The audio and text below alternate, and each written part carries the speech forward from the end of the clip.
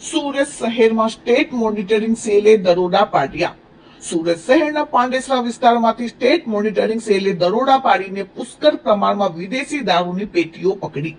સ્થાનિક પોલીસ સૂતી રહી અને પાંડેસરામાં સ્ટેટ મોનિટરિંગ સેલે આવીને દરોડા પાડ્યા. સ્ટેટ મોનિટરિંગ સેલે ગુજરાત હાઉસિંગ બોર્ડ LIG 240 માં ગીતાબેન જયેશભાઈ નેકરાના મકાનમાંથી વિદેશી દારૂની બોટલો નંગ 5,727 રૂપિયા, 11,03,433 રૂપિયાની સાથે 4 મોબાઈલ 9,000ના, 3 વ્હીકલ રૂપિયા 24 લાખના અને રોકડા રૂપિયા 4200 મળીને કુલ 35,16,633 રૂપિયાનો મુદ્દામાલ સ્ટેટ મોનિટરિંગ સેલે જપ્ત કર્યો. SMCએ ગીતાબેન સાથે મયંકભાઈ અને સાગરભાઈની ધરપકડ કરી અને મુખ્ય આરોપીઓ સલીમ ખાન કતારગામનો, પંટુભાઈ માલિયા પાંડેસરાનો, અરુણભાઈ જેને સેલવાસાનો દારૂનો જથ્થો મોકલાવેલ અને 2 કાર માલિકને વોન્ટેડ જાહેર